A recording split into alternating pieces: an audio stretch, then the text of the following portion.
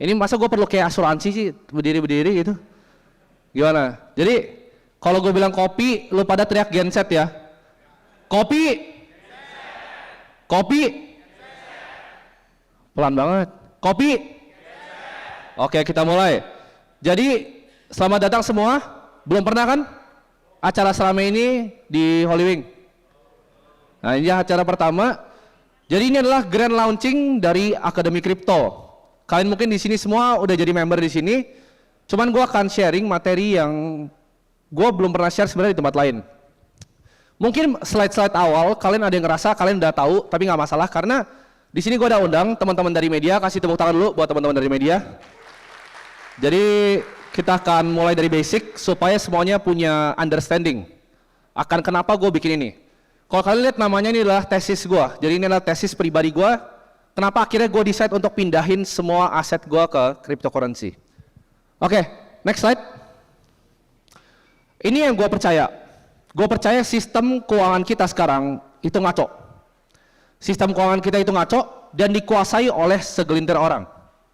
Mau di Indonesia, mau di luar.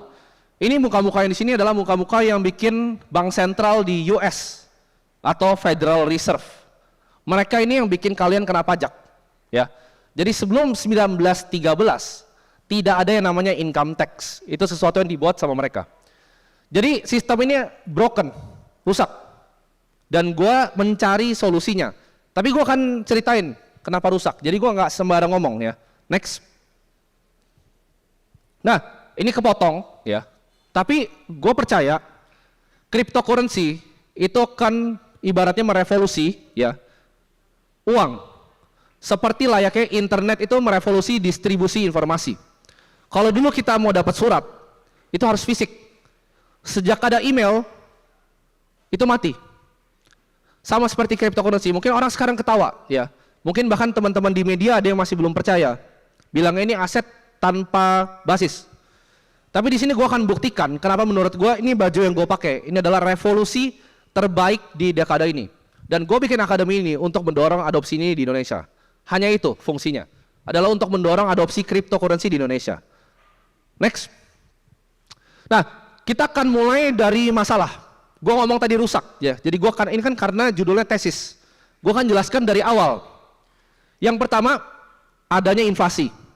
Yang kedua, adanya sentralisasi, ya. Sentralisasi maksudnya apa? Semuanya itu dikontrol sama beberapa orang tertentu. Dan yang terakhir adalah lack of transparency, ya. Kalian setuju nggak tiga hal ini? Setuju nggak? Lack of transparency terjadi barusan sama siapa? Bank siapa? BSI, betul. Dia bilangnya apa? Oh ini gangguan sistem. Apa yang terjadi? Datanya dibobol sama Lockbit. Dilempar di darknet, semuanya dapat datanya. Ini nggak ada ya di cryptocurrency. Nggak akan bisa pernah terjadi. Karena semuanya itu lewat blockchain. Dan bisa diaudit sama semua kalian di sini. Next. Kita akan bahas satu kata yang menurut gue diremehkan dan salah diajarin sama guru-guru kalian. Ini yang bikin kalian nggak bisa kaya. Ada yang ngerasa nggak? Kalian kerja terus tapi nggak bisa kaya? Ada yang ngerasa? Angkat tangan coba yang ngerasa. Ya udah kaya semua loh, sini. Coba angkat tangan. Yang ngerasa udah kerja lama tapi nggak kaya-kaya. Nggak apa-apa, jujur aja. Karena ini, inflasi itu kita diajarin di sekolah berapa? Berapa di sekolah? 3, 2, salah semua. Inflasi itu bukan angka yang dikasih sama BPS. Inflasi adalah sebuah vektor. Maksudnya apa? Kalau kalian di sini ada yang punya gelas aqua, aqua sekarang sama 10 tahun lalu bedanya jauh atau enggak? Biaya pendidikan, masuk TK aja sekarang itu mahal banget.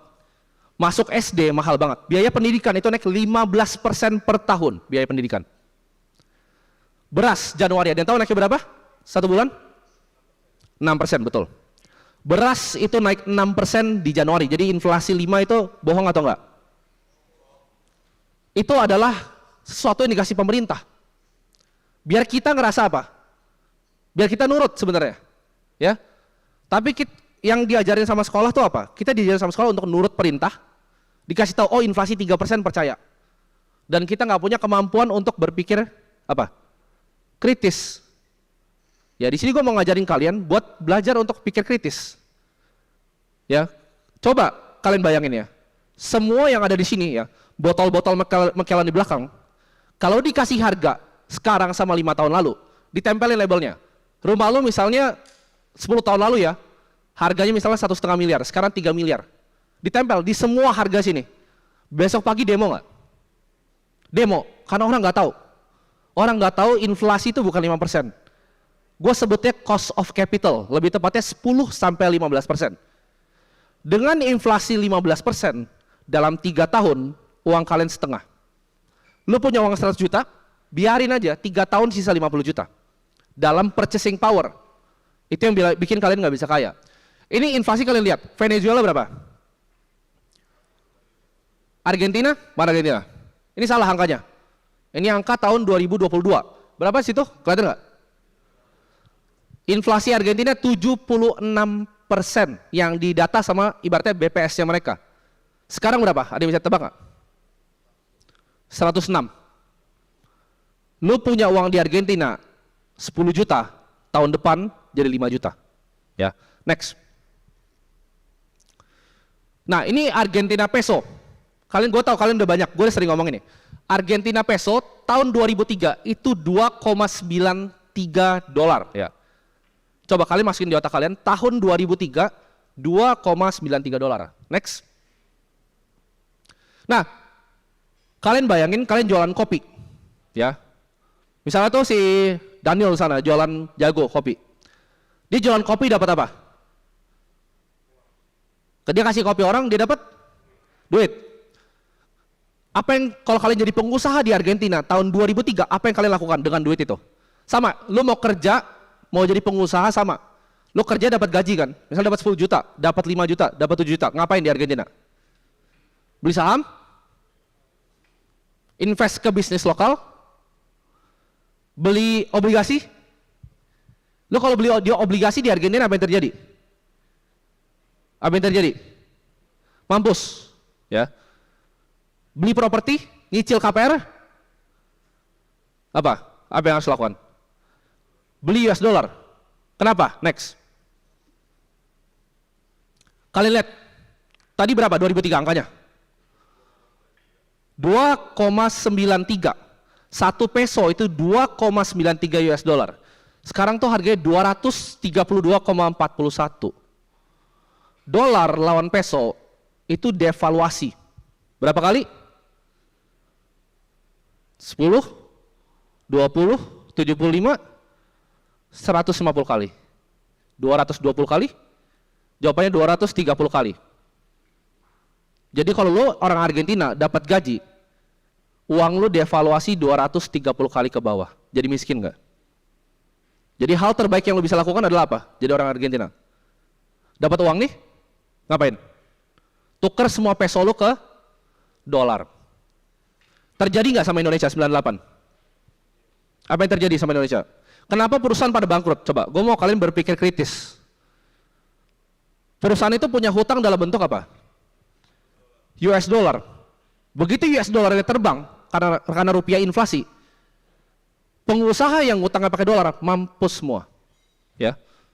Jadi kalau kalian punya uang dari 98 lebih baik beli dolar. Currency yang lebih kuat. Next. Jadi percuma. Ya, ini credit default swap. Ini mungkin agak nggak kelihatan. Maksudnya apa? Maksudnya ini market ngebetting currency mana yang mau jatuh. Ya, rupiah itu triple B. Kalian ada rupiah itu 22% kemungkinan jatuhnya. Ya, sedangkan kalau kita Turki itu udah 50%. Kalau kalian ke Turki sekarang juga itu murah banget semua barang di sana. Ya, kalian bayangin. Kalau kalian ke Turki sekarang semua di sana itu murah. Jadi fungsinya apa? Kita diajarin sama advisor financial apa? Kalau dapat gaji, oh kalian diversifikasi ya, KPR 3 juta, taruh ya di reksadana 2 juta. Kalau lu di Venezuela, di Argentina, di Turki ada fungsinya nggak itu semua? Nggak ada, beli USD aja. Karena kalau currency-nya melemah, ya, mata uang Argentina peso melemah, Turkish lira melemah, Indonesia rupiah melemah. Apa yang terjadi? Semuanya nggak ada gunanya. Semua aset yang kalian beli itu nggak ada gunanya. Next. Nah, Ini fiat dalam bahasa Latin adalah apa? Let it be done. Ada yang tahu nggak? Uang kertas itu adalah uang fiat dalam bahasa Latin, jadi aja. Maksudnya apa? Ini adalah di back sama kredit. JP Morgan pernah bilang 1920, ya. Uang itu hanyalah emas, sisanya adalah hutang. Ngerti nggak maksudnya? Ada yang tahu nggak? Kertas ini gue nggak bisa contohin pakai rupiah, nanti gue masuk bui. Ini gue contohin pakai dolar. Dolar ini di print pakai apa? Ada di situ, tulisannya di situ. Dolar di print pakai apa? Jadi kalian berpikir kritis nih. Ini sekolah nggak pernah ngajarin. Oh kalian terima uang ya? Iya uangnya tabung ya, tabung di celengan ya sampai miskin. Uang itu apa sebenarnya? Kepercayaan. Jadi kalau nggak ada kepercayaan, uang apa? Apa yang terjadi? Nggak ada artinya. Uang adalah basisnya satu, sebagai legal tender. Titik. Ada yang tahu nggak? Rupiah itu reserve-nya berupa apa? Dolar. Salah, itu cadangan devisa. Rupiah reserve apa? Jawabannya nggak ada rupiah lagi. Ya. Yang kalian lihat cadangan devisa 10% dari GDP, itu isinya apa? Dolar, Japanese yen, Chinese yuan. Itu basket doang, yang kecil dibanding peredaran rupiah. Rupiah itu cuma di back sama rupiah. Next. Nah, ini kalian bingung kan? Gimana caranya bisa bikin uang dari langit? Ini gue ajarin kalian. Kalau kalian ngerti sistem ini, ya, ini adalah sistem yang mungkin banyak dari kalian nggak ngerti di sini. Ini kenapa orang-orang di bank itu sangat amat kaya. Ini gue kasih tahu cara bikin uang dari langit. Budi yang paling kiri. Budi punya uang 100 juta. Budi taruh di bank uangnya. Bank itu di Indonesia, fractional reserve di Indonesia, kalian cari. Itu angkanya bukan 10%, salah ya, 10%. Angkanya adalah 5. Ya kan? Kalian diajarin fractional reserve putarannya 10 kali kan? 7 sampai 10. Putarannya lebih dari 10. Gua akan tunjukin di sini. 10 juta, bank simpen cuma 5 juta. Bayangin. Kalian taruh 100 juta nih, di bank manapun, dia cuma pegang 5 juta uang kalian. Jadi kalau kita rame-rame tarik semua uang kita nih sini, ya kalau kita mah nggak berpengaruh tuh. Kita ngomong ke semua orang tarik uang di bank, apa yang terjadi? Bangkrut. Dia nggak punya uangnya. Ya, dia buat dari langit uangnya. 5 juta taruh bank, 95 juta dihutangin ke orang dapat bunga dia. Dihutangin ke misalnya tadi Budi ya 100 juta. Dihutangin ke Agus. Nah, Agus kan dapat duit nih dari bank 95. Dia taruhnya di mana? Di bank lagi. Lucu nggak? Dia taruh di bank lagi, mau bank itu mau bank yang lain terserah. Dia taruh di bank lagi 95 juta. 5% berapa? 4,75. 4,75 dia hutangin 90,25 ke Citi. Jadi total uangnya ada berapa? 100. Lu masukin Agus cuma 100 nih. Total uangnya berapa? Tambahin semuanya. 295 juta. Dari langit nggak uangnya? 195 dari mana? Emang ada uangnya? Itu yang dilakukan bank. Lo mau buku 4, buku 3, buku 2, buku 1 sama semua kayak gini. Ya. Sampai bank kecil, bank syariah semua sama kayak gini. Fractional reserve system. Next. Itu tadi cuma ngomong siapa? Agus, Budi, Siti, udah 295. Kalian bayangin kayak gini. Per detik. Satu kalian taruh di bank, satu taruh di bank dia beli 5%, satu taruh di bank. Satu diutangin ke orang dapat bunga lagi, satu diutangin orang dapat bunga lagi. Berapa banyak putarannya? Apakah 7 sampai 10 kali yang kayak diajarin? Kalian kira 100 juta itu habis di putaran ke berapa? Ada yang bisa jawab nggak? Habis di putaran ke berapa? 100 juta tadi. Itu uangnya kan jadi bermiliar-miliar. Karena dari dia hutangin tadi, coba balik ke slide sebelumnya. Dari dia hutangin tadi, ini gua hitungnya sederhana. Tapi dari dia kasih ke Siti, Siti bayar apa? Bunga. Lu taruh bank lu dapat bunga berapa sekarang? Tabungan, ayo. 0, berapa? Dia kasih ke orang berapa? Nah, coba pikir. Kalian kira bank dapat cuan dari selisih itu kan? Net interest margin salah. Dari sini. Next. Dan ini menurut gue kesalahan di sistem sentralisasi. Next. Nah, ini yang terjadi. Ada yang lihat krisis bank di US gak? Silicon Valley Bank. Ada yang pernah dengar? Mungkin dari media pernah nge-report Silicon Valley Bank. Ada yang tahu gak kenapa jatuh? Karena orang cuma bacot doang kenapa jatuh. Nggak ada yang tahu aslinya. Ini gue buka balance sheet-nya ke kalian. Yang terjadi di sini adalah aset bank itu tadi, uang kalian yang dimainin yang dipegang 5 jutanya, itu dimasukin ke obligasi pemerintah jangka panjang. Aman nggak obligasi? Harusnya aman, betul. Ya. Ini yang terjadi. Dia pegang obligasi sangat terkonsentrasi. Next. Jadi bayangin nggak, bank itu sebenarnya nggak punya uang kalian. Dia invest bahkan uang kalian ke tempat yang beresiko. Next. Nah, ini dia. Jawabannya kenapa hancur? Yang bunuh Bank First Republic, Silicon Valley Bank, Silvergate Bank adalah bank sentralnya sendiri atau the Federal Reserve System. Gimana cara dia bunuhnya? Ini kenaikan suku bunga tertinggi dalam sejarah US. Ya, dari 1992 suku bunga nggak pernah naik setinggi ini. Suku bunga yang tinggi, obligasi jadi sampah. Ya, suku bunga tinggi, jangan beli obligasi. Itu investment 101. Dan bank yang pegang banyak obligasi, begitu suku bunga dihajar, apa yang terjadi? Kenapa kolaps? Dia rugi kan? Obligasinya terlalu besar, dia rugi. Pakai uang 5 juta dia rugi. Dan orang yang punya 100 Agus tadi, tarik semua uangnya. Begitu Agus, Budi, Siti, dan semua tadi yang ratusan kali itu tarik duitnya, apa yang terjadi? Uangnya ada nggak? Nggak ada, orang cuma 5%. Jatuhlah banknya, 1. Ya, next. Jadi kalian percaya, taruh uang di bank itu aman? Aman nggak sekarang? Silicon Valley Bank kalau kalian bilang bangkrut, kalian diketawain loh. Gue bilang Credit Suisse, bank paling besar di Swiss, bangkrut. Gue bilang tahun lalu. Gue diketawain sama semua orang di Indonesia. Apa yang terjadi? Bangkrut nggak? Bangkrut. Jadi kalian kira bank di Indonesia yang kecil-kecil ini nggak bisa bangkrut? Hah? Cuman perlu 1 orang aja ngebankran 1 bank, beres.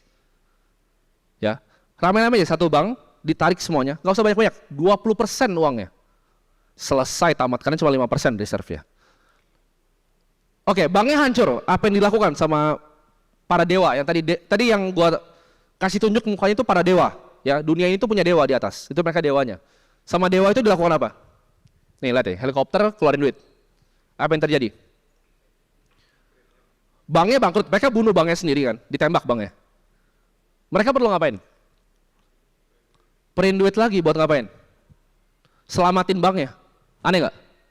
Mereka tembak banknya, mereka print uang buat selamatin banknya. Apa yang terjadi dengan uang yang di print kayak gini? 40% US dollar yang ada di dunia ini di print saat COVID. Nah, jadi berpikir kritis. Berpikir kritis coba. Kita pernah ada krisis berapa kali? 2008 Tanah Abang masih rame nggak? 2008 financial crisis Tanah Abang rame nggak? Rame nggak? Rame.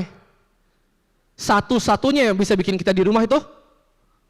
Nah, tapi kalau kalian cari dari World Economic Forum tahun 2018, nah ini gue bahaya sih ngomongnya, tapi kalian coba cari. Ya, salah satu direktur dari perusahaan farmasi udah ngomong, 2020 akan terjadi COVID. COVID itu untuk apa? Untuk duit dari helikopter. Ya, jadi itu yang dilakukan sama COVID. Dia butuh alasan untuk print duit, karena kalau cetak duit langsung nggak bisa. Nah, ini para dewa yang ngerjain. Next. Dolar kehilangan nih, oke, kalian beli rumah. Kalau kalian beli rumah di Menteng mungkin 30 tahun lalu, harga 5 miliar, sekarang harga berapa? Ada yang tahu nggak? Rumah di Menteng. Jadi berapa? 200, 250, 300 lebih. Apakah rumah di Mentengnya tambah bagus? Rumahnya tambah kropos kan, jelek-jelek rumahnya sekarang, udah tua. Tanahnya mahal banget. Kenapa? Apakah rumahnya tambah bagus atau gue nggak ngomong rupiah, fiatnya melemah? Jadi yang dievaluasi rumah yang keropos apa fiat yang keropos? Lu kalau beli rumah di Miami Beach, pernah ada yang ingat nggak poster global warming tahun 2013? Ya kan? 2013 itu ada poster global warming. Apa yang terjadi tapi? Para billionaire itu masih di sana nggak? Orang kaya masih pada tinggal rumah di sana nggak, di pinggir-pinggir itu? Masih. Ya kan? Dibilang itu bakal tenggelam, mana tenggelam? Itu berpikir kritis. Gue dari kecil gue selalu pikir, yang gue dikasih tahu sama pemerintah bener atau enggak? Step 1 untuk nggak dengerin pemerintah, putuskan semua media.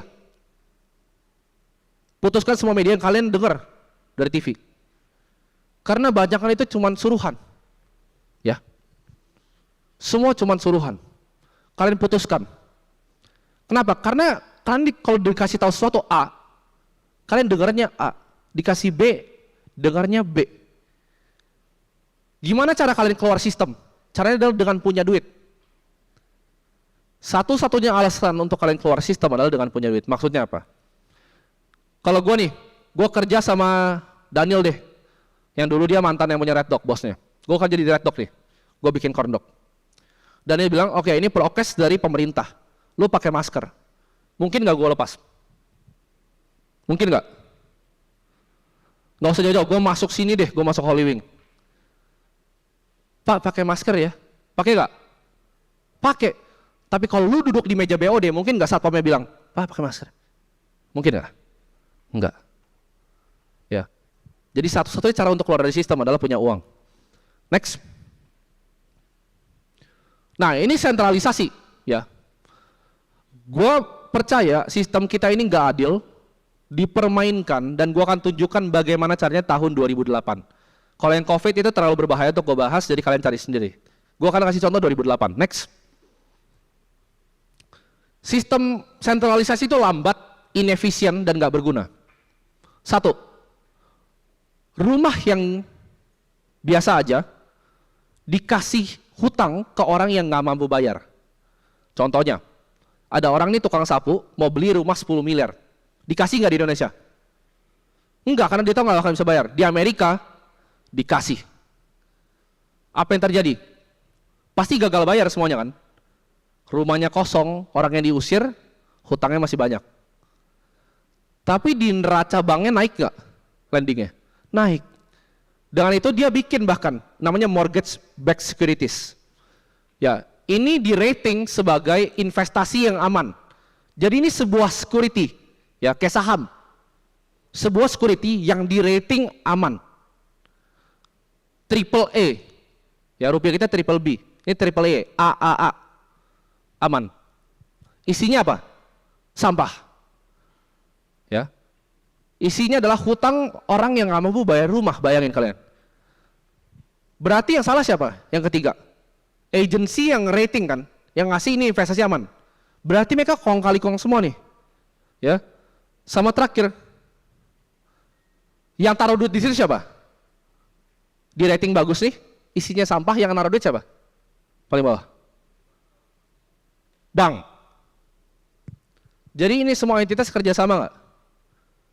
Orang bilang, aman dong, kan rating sistemnya kasih triple A, ya kan? Gue invest saham, siapa rating agency Indo? Perindo. Perindo kasih bagus, invest dong. Tapi ini terjadi di Amerika, ya. Ada permainan di atas yang kalian ngerti. Next. Nah, ini kata-kata dari Albert Einstein ya, bukan gua. Ya, jangan salah, jangan dicatat di media, bukan Timothy. Albert Einstein, ya. Hal tersulit buat kalian yang nggak tahu Albert Einstein, dia adalah yang bikin teori general relativity ya, dan juga nyetusin sama dengan MC kuadrat. Albert Einstein bilang hal paling membingungkan di dunia, yang paling sulit dipahami adalah pajak dan pajak pendapatan. Kenapa dia bilang bingung? Karena kenapa? Pajak itu membuat orang apa? Satu, insentif untuk kerja lebih keras itu diturunin. Karena bracketnya makin gede uang lu sebagai karyawan, makin besar pajak lu. Betul nggak? Karyawan 20 juta sama 50 juta pajaknya banyakan mana? Ini gue tanya kalian ya. Oke, kalian 3 juta gajinya sama 10 juta banyakan mana? Bayar pajak. 10. 10 sama 50? Sorry, ini income aja bukan karyawannya. 10 sama 50? Ya 50 dong. 50 sampai 70? 70. 70 sama 7 miliar sebulan, banyakan mana? 70 sama 7 miliar sebulan, banyakan mana? Ayo, coba berpikir kritis. Orang yang punya income 70 juta sama 7 miliar sebulan banyakan mana? Kalian akan kaget untuk tahu jawabannya, gue gak akan ngomong di sini, tapi kalian tahu harusnya. Kenapa? Jadi itu satu, bikin orang yang sebenarnya mau bekerja, insentifnya lebih rendah karena dia bayar pajak. Kedua, yang dibuat dari sistem pajak ini adalah inequality, ketidakadilan. Kenapa? Orang yang punya duit sangat banyak, mereka bisa cari yang namanya lobang, loophole dalam sistem hukumnya, dengan bayar berbagai macam tax advisor. Mereka punya income nih, taruh di CVS sini, 4,8 M privat taruh sini, lempar terus. Taruh shell company keluar ke Cayman Island, lempar ke CVV di Singapura. Kalian nggak tahu cara mainnya kan?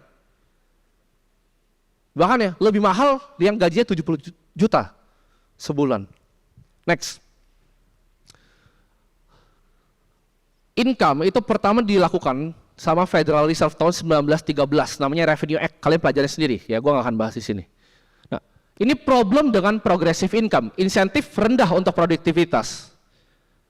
Ini ngurangin inovasi, ya. Dan tadi yang gue bilang ketidakadilan. Orang yang punya duit akan mengeksploitasi ini. Next. Oke. Kan tadi inflasi bagus. Ini data dari teman gue ya. 1980 dia beli rumah sama beli emas. Emas dia itu 1,7 kilo waktu itu untuk beli rumah. Sekarang rumahnya naik sekitar 6 sampai 20 kali. Emasnya tahu nggak cuma naik berapa? Ada yang tahu? Berapa gram naiknya? Dari 1,7 kilo ke 2,2 kilo. Enakan beli emas kan? Emas secara 100 tahun gokil nggak naiknya? Gokil. Nah, kan ada yang diajarin. Oke, kita nabung emas. Fine gold 99,99. Nabung emas kan? Ini diajarin sama orang. Ada yang nabung emas? Boleh? Nggak masalah, yang karyawan mau dengerin juga boleh. Tuh ada yang angkat tangan dari belakang. Nabung emas. Emas apakah aman di tangan kalian?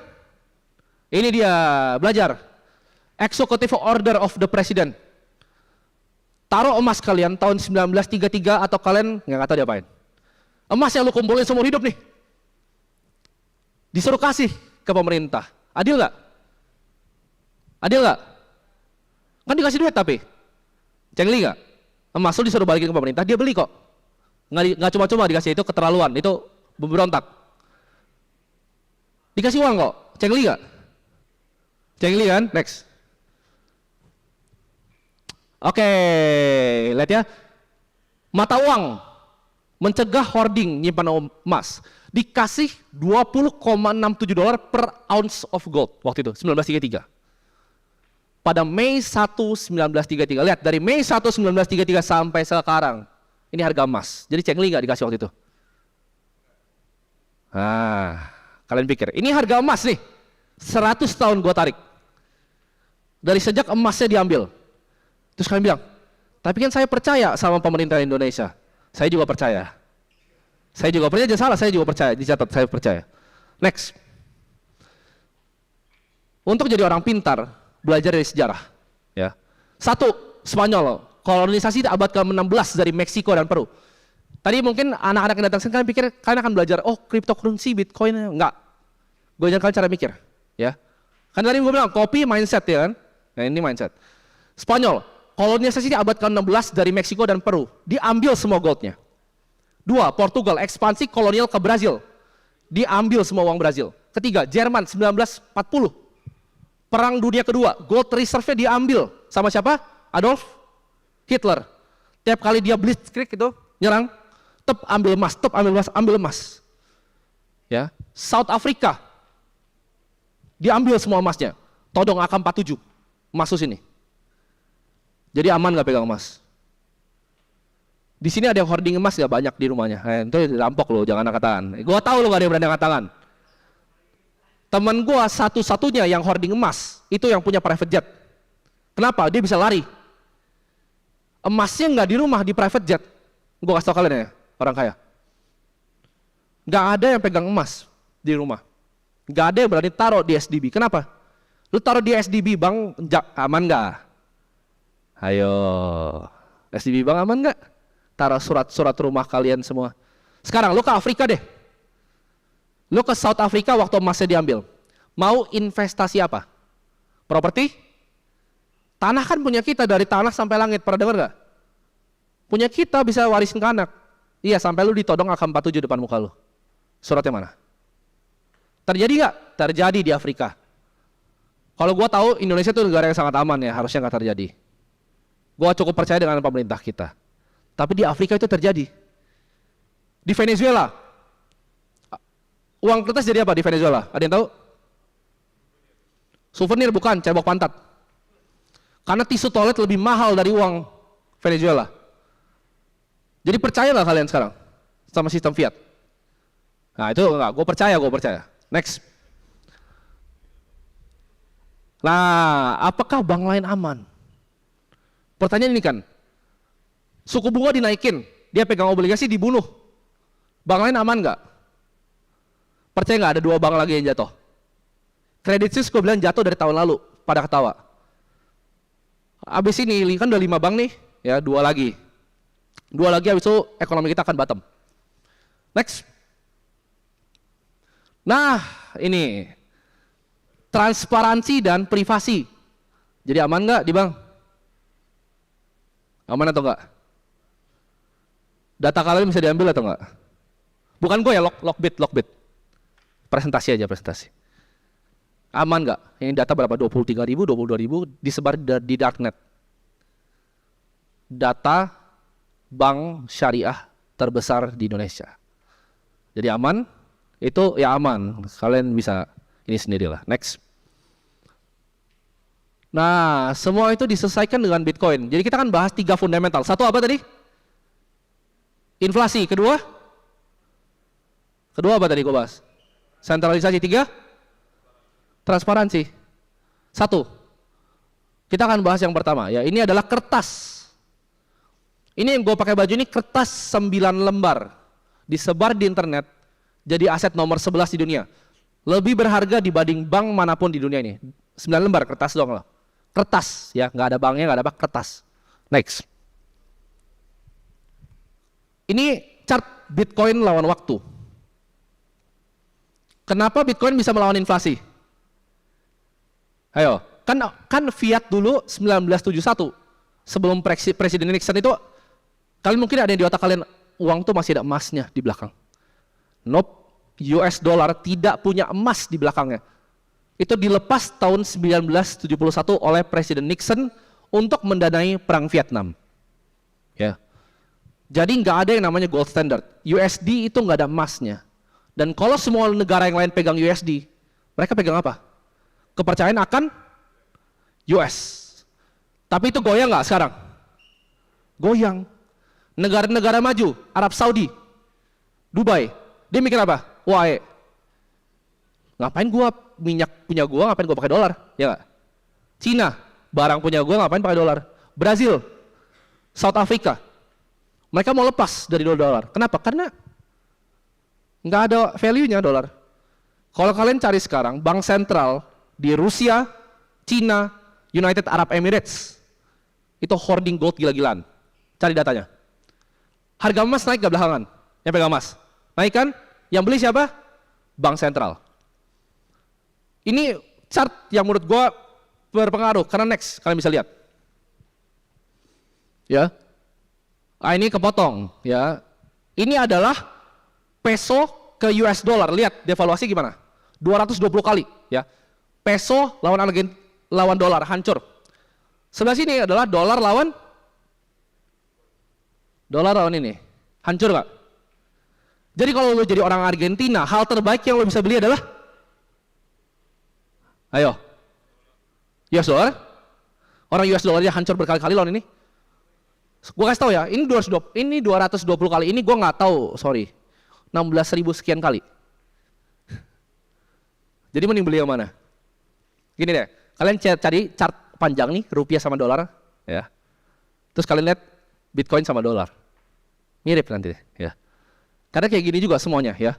Turkish lira, Argentina peso, ya. Venezuela, Nigeria naira. Coba cek deh. Jadi diversifikasi itu bullshit. Mungkin kalian yang dengar kayak, aduh ini orang ngomong apa sih? Tapi percaya, kalian yang benar-benar pahamin apa yang gue ngomong sekarang, lu praktekin yang gue ngomong sekarang. 10 tahun lagi lu lebih kaya dari semua teman lu. Lo lebih kaya dibanding teman-teman lo di samping 7 turunan. Kenapa? Karena inflasi ini bentar lagi akan kejar kita semua, ya. Dan gini, revolusi itu terjadi sangat cepat. Zaman dulu orang yang naik mobil dikira orang gila, dikira pesulap kali. Karena zaman dulu kuda. Kalian tahu nggak dulu ada hukumnya bahwa nggak boleh pakai mobil pakainya kuda. Pesawat terbang dikira mainan. Dokter cuci tangan dimasukin rumah sakit jiwa. Sama kayak kita sekarang ngomong kripto dikira orang gila, gitu. Tapi nanti lo akan lihat mereka. Yang gila siapa? Gitu. Next. Ini dari solusi dari inflasi paling sederhana matematika anak SD. Ya, solusi dari inflasi adalah matematika, yaitu supply cap. Ya, fiat itu di print dari angin, boom, ada. Yang penting, dia pakai militer bikinnya. Ya, ini Afrika nggak nurut gua, ini punya minyak perang, ini punya minyak perang, sikat, dolar kuat. Tapi apakah sejarah itu begitu? Ya, sejarah itu nggak pernah senang sama orang yang paling berkuasa. Contohnya, Inggris berkuasa nggak dulu sebelum Amerika? Sebelum Inggris apa? Belanda. Kita diajarin di buku sejarah, kita dijajah sama? Siapa? Salah. VOC. VOC itu bukan Belanda. VOC itu adalah sebuah perusahaan. Apakah VOC nggak bayar orang-orang kita? Ada yang pernah dengar nggak kerja rodi tanam paksa? Apakah nggak dibayar? Dibayar. Dikorupsi sama siapa? Orang kita, betul. Jadi sejarah yang diajarin ke kalian adalah sejarah yang terbalik. Yang datang ke Indonesia adalah pengusaha yang berbisnis. Itulah kenapa budaya korupsi nggak akan pernah diselesaikan di Indonesia. Karena itu udah dari 300 tahun lalu. Gitu. Ini gua ngomong di sini, tapi gak direkam sih, ya udahlah. Solusi dari ini matematika, ya. Total halving, Bitcoin itu akan dibagi 2. Nanti tanggal 22 April tahun 2024. Total Bitcoin yang pernah terjadi halvingnya 32 kali. Blocks between halving, ini gua akan jelasin kenapa angkanya 21 juta. Cuman akan ada 21 juta Bitcoin yang ada di dunia ini. Dulu Bitcoin 2010 harganya berapa? Ada yang tahu? Berapa? 3.000. 2010 satu Bitcoin itu berapa? 3.000 perak. Sekarang hampir 500 juta rupiah, bayangin. Beli emas sama Bitcoin. Ini sekarang 500 juta Bitcoinnya. Dengar ya. Gue taruh semua harta gue di sini. Bitcoin itu 500 juta satu koin. 2030 ada yang berani taruhan sama gue nggak berapa angkanya? 2030 berapa? Kalau gue bilang 10 miliar gila nggak? Gila kan? Kita lihat ya. Rekam ini, mana Ricci? Rekam Ci. Bitcoin 2030 minimal 1 miliar. 10 miliar, sorry.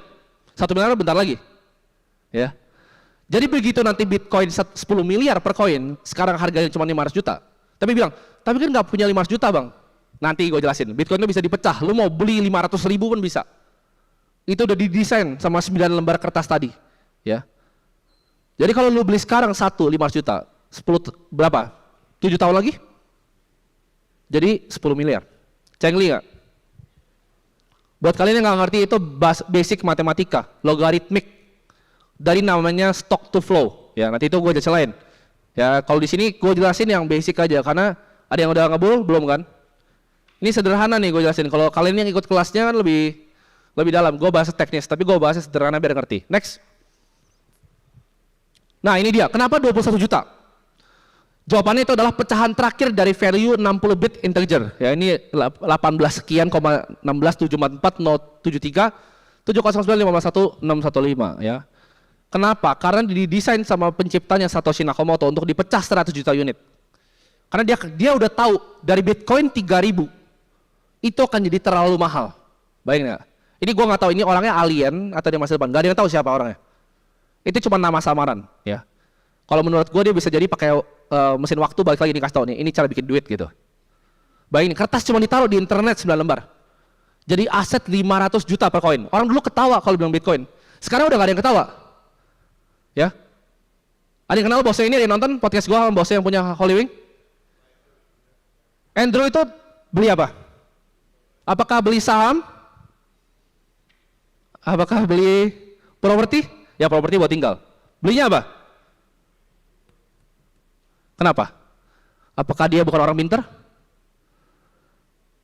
Semua orang pinter yang gua tahu belinya ini. Ya. Iqbal pinter nggak Iqbal? Nah, itu country manajernya Binance Indonesia itu, yang pakai baju putih.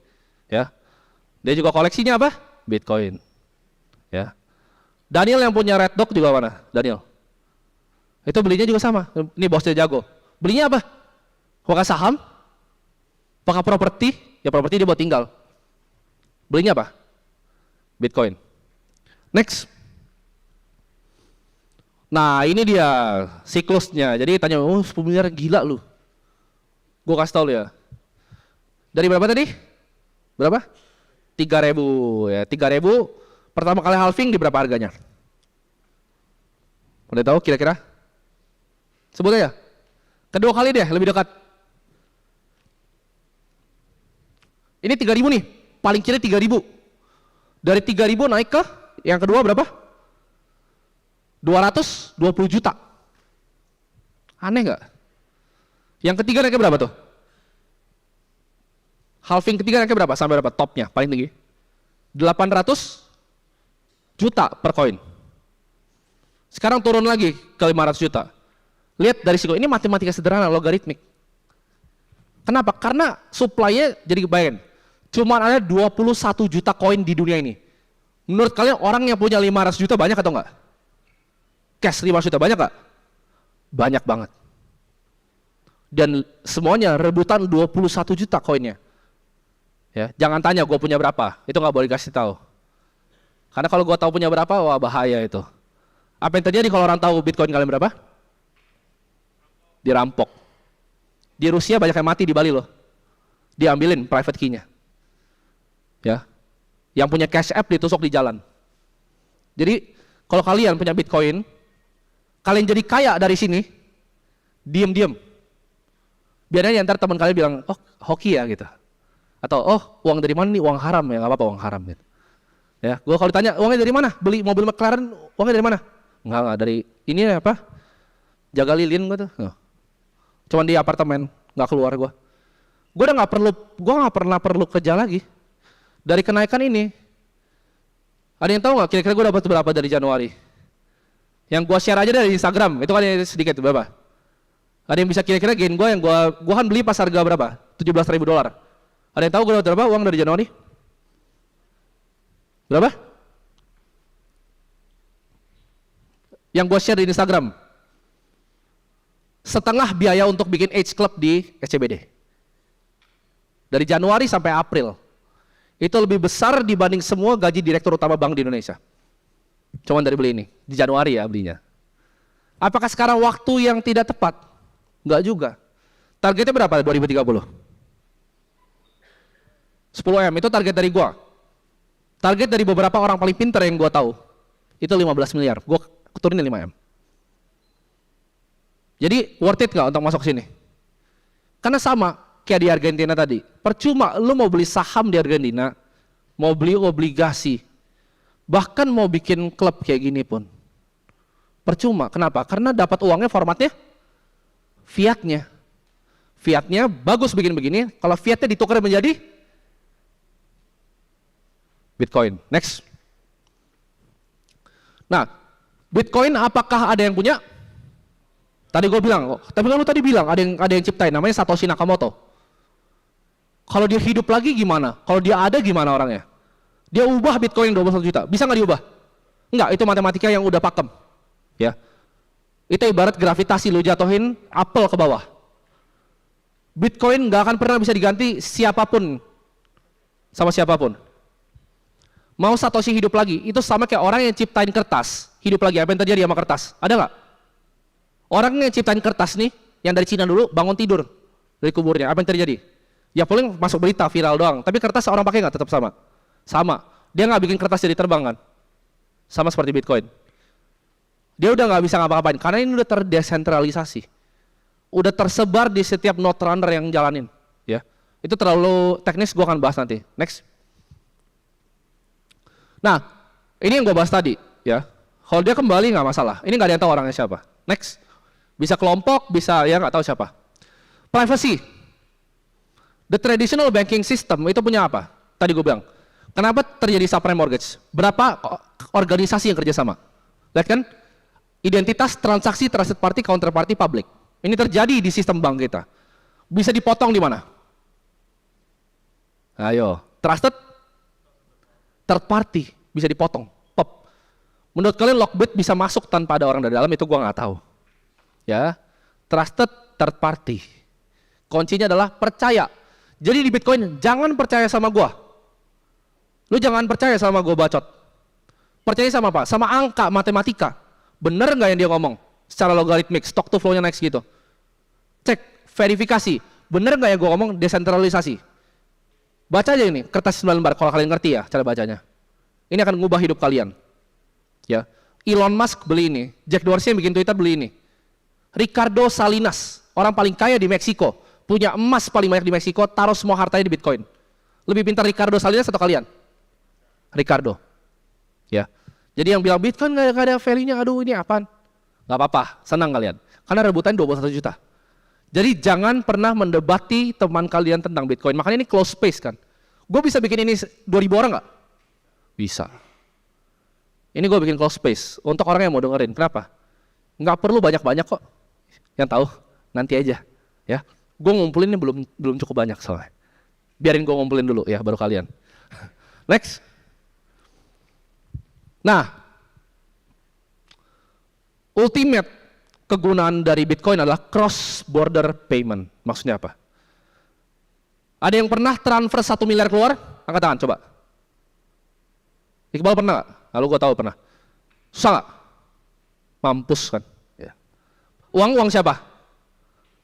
Uang kita. Kok transfer keluar susah? Ada yang punya anak nggak mungkin di luar? Yang masih muda-muda belum punya anak. Nggak tahu dah. Transfer ke anak kalian susah nggak di luar? Setengah mati, fee-nya gede nggak? Setengah mati. M-banking aja kalian transfer berapa? Limit? 100. Ya sama, M-banking gue soliter juga cuma 100, sama. Susah nggak pindahin duit? Setengah mati. Lu gabungin main BCA 250, M-banking 100, klik BCA yang bisa unlimited. Ya. Tapi semuanya punya akses nggak? Belum tentu. Susah nggak pindahin uang? Uang kita yang cari. Kalau kalian tarik uang kalian semua dari bank, orang akan bilang apa?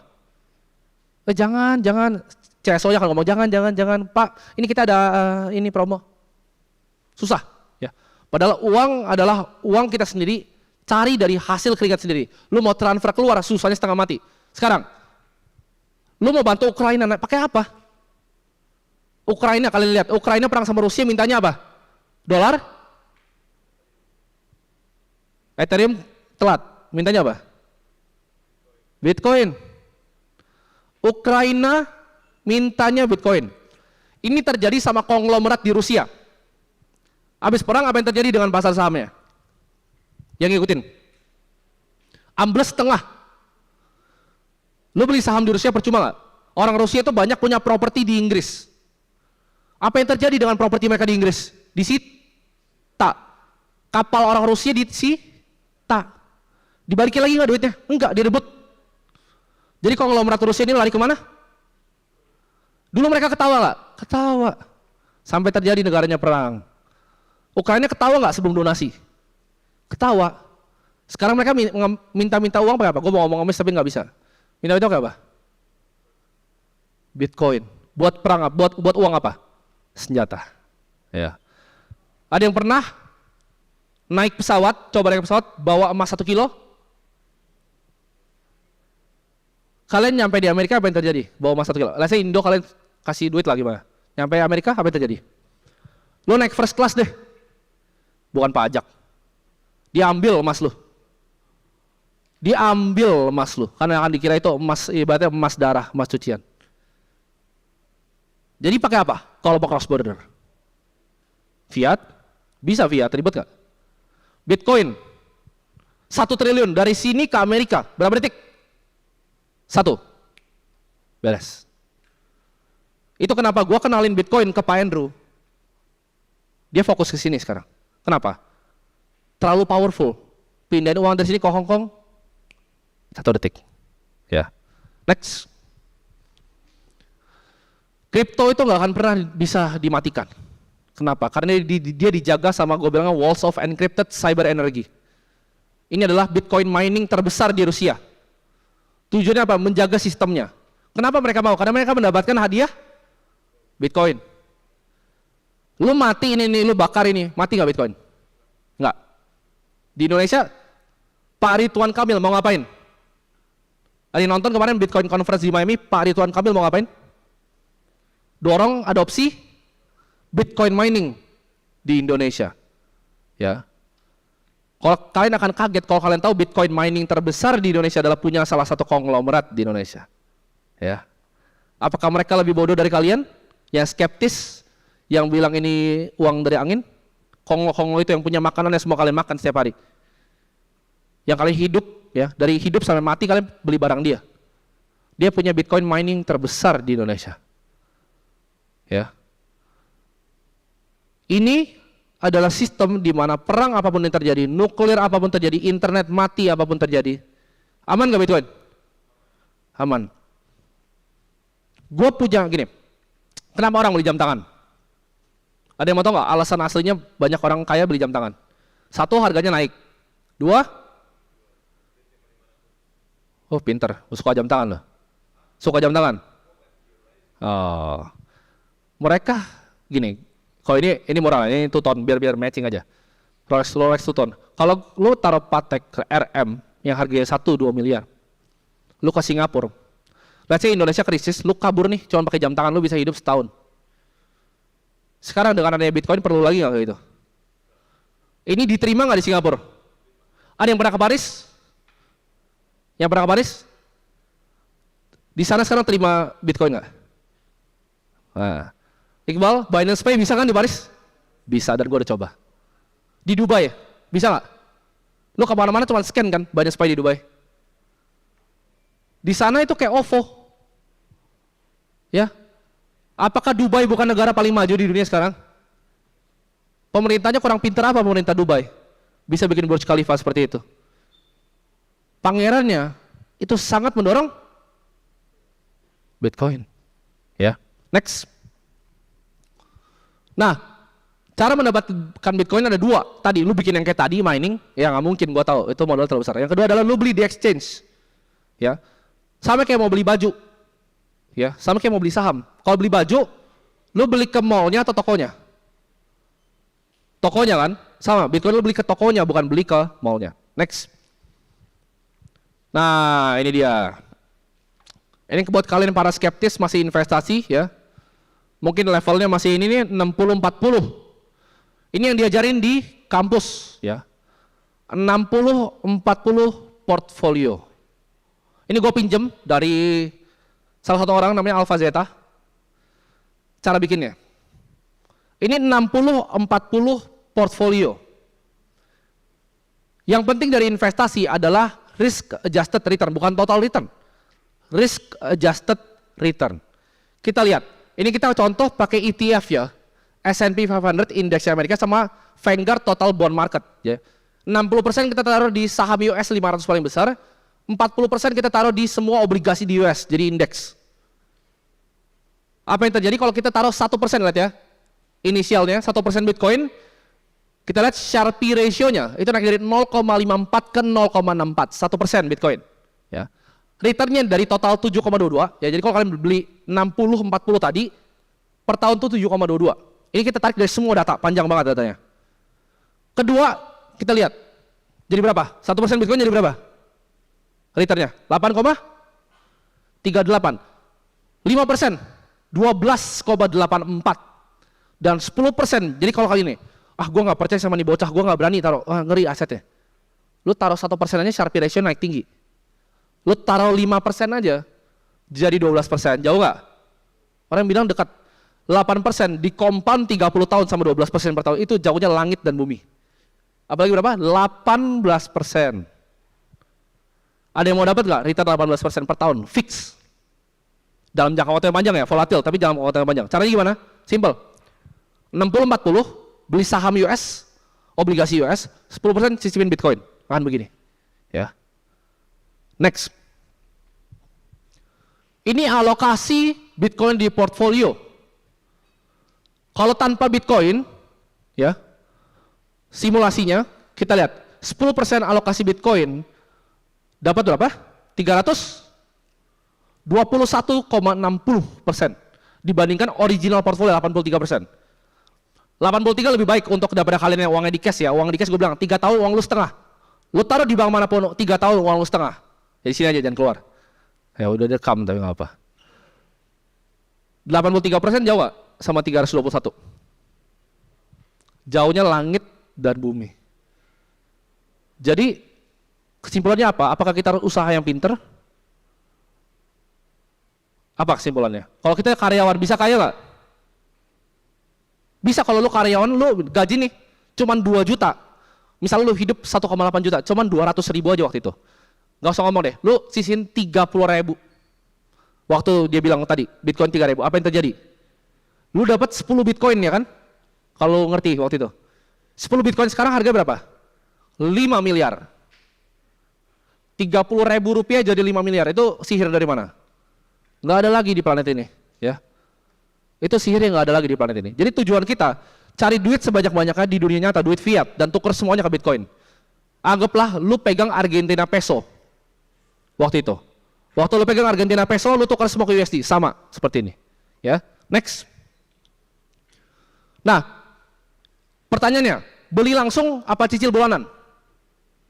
Dari chart ini terbukti apa? Beli langsung. Jadi jangan dicicil per bulan. Kalau punya uang, hajar langsung antum semuanya. Ini terbukti, ini jauh banget soalnya. Final value-nya kalau cicil, ini bahkan per bulan ya. Lihat, 118. Next. Ini kalau cicilnya per hari, jadi per hari lebih bagus dari per bulan. Ini per hari 162% naik ya. Lump sum final value 282. Apapun kondisinya, kapanpun di kondisinya, lu punya uang lu hajar dulu.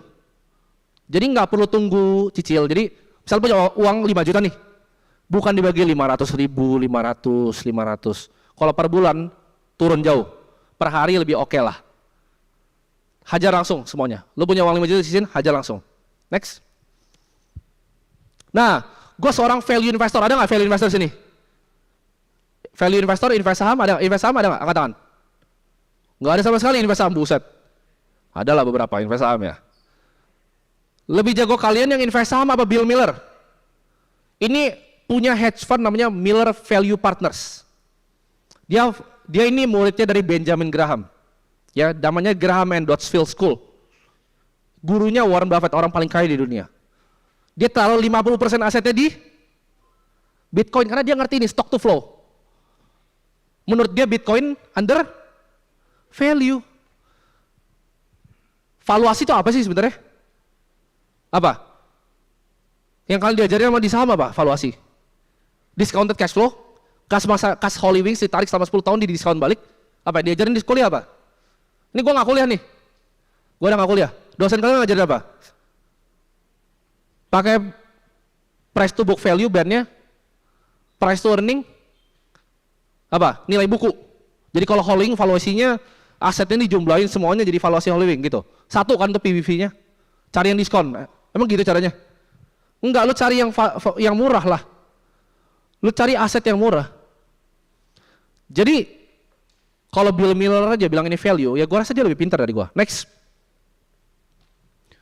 Ini bilioner di Meksiko, Ricardo Salinas. Legenda media di Meksiko, orang paling kaya di Meksiko. Pemegang emas terbesar di Meksiko. Belinya apa? Bitcoin. Next. Nah, ini quotes favorit gua. Ini quotes favorit gua ini. Ada yang skeptis, gua tahu. Kalian yang kira gua orang gila. Pesawat adalah mainan yang menarik, tapi nggak punya nilai militer. Ini dari siapa? Ferdinand? Ferdinand bilang apa? Pesawat adalah mainan yang menarik. Bitcoin apa? Kan dia bilang, itu mainan yang menarik, ya kan? Mainannya kecil-kecil aja. Sama nih. Ini gini ya, revolusi akan terjadi ketika ada bom. Maksudnya apa? Ini literal bom ya. Jepang waktu itu respect nggak pesawat? Jepang. Nggak, dia cuma pakai tabrak-tabrak. Dia respect nggak sama atomic power? Ntar ada film itu Oppenheimer, bagus. Gue nungguin. Jepang itu merespek bom atom nggak? Atau diketawain bom atom? Ah, nggak ada teknologinya. Diketawain loh, bom atom, bom nuklir, itu dikira tidak mungkin untuk ditaruh nuclear fusion di dalam sebuah bom, nggak mungkin. Ditemukan kan? Dia sadar pas kapan? Hiroshima, Nagasaki, jebum, meledak semua. Sama kan? Orang ketawain Bitcoin sampai terjadi krisis bank. Ya. Ini seperti bom di Hiroshima, Nagasaki ini. Itu nggak main-main loh. Silvergate Bank, Silicon Valley Bank, First Republic, dan bank lainnya itu nggak main-main jatuhnya. Dan ini akan domino efek yang luar biasa yang orang Indonesia bahkan nggak pikirin. Mungkin kalian ketawa semua. Karena kenapa? Kita tuh negara paling aman. Gue kasih tau. Kita itu tanah tuh sangat subur. Lu susah ke kampung nanam bisa hidup. Di Amerika, Australia nggak bisa seperti itu. Itu kenapa kita aman. Kita kedua paling aman setelah India. Jadi aman kita Indonesia. Next. Itulah kenapa gue bikin sekolah gue sendiri. Karena gue di sekolah gue ngerasa nggak pernah diajarin untuk pikir kritis. Kok gue dikasih tahu inflasi gue iya-iyain doang. Sekarang gue tanya semua yang gue dikasih tahu. That's why gue bikin sekolah gue sendiri. Ya. Ini adalah school, gue bilangnya School of Magical Internet Money. Kenapa? Orang yang lihat gue bikin uang sebanyak itu dari Januari sampai April, mereka kira gue gila. Uang dari mana? Kalau gue tanya, oh uang dari sihir. Nah makanya jadi bahasa dari sini. Ya, School of Magical Internet Money ini kayak anggaplah kita semua ini masuk ke Hogwarts di Harry Potter. Kita masuk ke sekolah sihir. Kenapa? Karena cara pikirnya jauh banget. Mereka akan bingung uang yang lu dapat semua itu nanti 10 tahun lagi dari mana. Teman-teman gue yang angkatan gue kira gue bikin uang kayak sihir. Kenapa? Coba 22 tahun aset liquid sebanyak gue itu bisa dihitung pakai jari di Indonesia. Bukan dari Konglo ya, Konglo banyak, anak Konglo banyak. Yang bikin sendiri uangnya ada nggak? Ada nggak? Hitung jari, gue bilang nggak nyampe 10. Umur 22 tahun ya, bikin aset liquid sebanyak gue, nggak nyampe 10. Uangnya sihir nggak? Sihir. Dari mana? Nah ini, sini. Next. 7 ini ada kalian sini mungkin bisa testimoni karena kalian semua di sini. Ini data yang gua ambil random sampling dari kalian semua. Ya jadi datanya berarti kalau yang bohong kalian yang bohong ini. 72% murid di akademi gua setelah masuk portfolio mengalami kenaikan 24%. Bener atau enggak? Yang ikut dari Januari betul atau enggak? Pelan banget. Ini gua masih asuransi lu berdiri apa gimana? Bener apa enggak? Bener apa enggak? Oke. Bitcoin dari Januari, emas 11%, S&P 500 Index US 7%, dan IDX, oh ini lebih bawah minus, sorry, ini 0 minus, lebih jauh, sekarang lebih jauh. Karena kemarin batu bara kehantam semua. Pelajarin siklusnya, ini gua ajarin ya, mau belajar nggak cara kaya? Tahun 2020, saham apa yang gue beli? Perbankan, COVID, beli perbankan. Pelajarin siklusnya, kalau kalian mau main saham dan kaya, gue beli perbankan di bawah. Nextnya gue masuk ke teknologi. Arto dan teman-temannya Bang Jago. Bang Jago gue cuan berapa kali lipat? 6, 7, 11? Berkali-kali aset gue di Bang Jago. Setelah teknologi, orang bilang kan Pamendam. Semua siklus di dunia ini Pamendam. Gue bilang saham itu kayak kita main musical chair, ya. Tahu nggak mainannya? Anak kecil itu main apa lari-lari di kursi, yang tarik jatuh. Itu saham. Caranya gimana? Jangan jadiin jatuh, dengerin musiknya. Maksud gue dengerin musiknya seperti ini. Gue beli perbankan, BRI di harga 2.000. Gue beli Bang Jago, harga di bawah 1.000. Terbang apa 18.000. 18.000 gue jual beli. Ada tahu gue mainnya apa? Komoditas. Ingat nggak? Bumi masih gocap waktu itu. Saham Bumi itu masih 50 perak. Gue beli Adaro Mineral waktu itu. 700 harganya, sekarang udah balik 900. Gue beli ADMR 700 sama 2.400 kali 3. Gue buang. Belinya apa lagi? Pegang cash. Siklus selalu gitu. Teknologi, dengerin ya cara jadi kaya. Teknologi, komoditas, aman, antara jatuh lagi ke bawah atau terbang. Kita di mana? Sebelum jatuh atau sebelum terbang? Aset paling bagus adalah emas. Di saat ini terjadi. Tapi gue ketemu alternatif yang lain. Jadi ini aman, mau gue jatuh, mau gue ke atas, nggak masalah. Next. Nah ini adalah yang materi yang kita ajarin, ya mungkin kalian semua udah belajar gitu. Dari investasi cryptocurrency, dari Bitcoin nih cara baca white paper gimana buat kalian yang nggak ngerti matematika. Semuanya gue jelasin secara lengkap di akademi ini, dan ini akan gue update terus menerus. Di sini yang lifetime siapa? Seumur hidup? Oke. Udah nggak ada lagi, by the way. Itu terakhir buat kalian ya. Oke, next. Nah, ini kita akan ajarin juga gimana caranya sistem bank tuh bekerja tapi di dunia Web3, yaitu decentralized finance.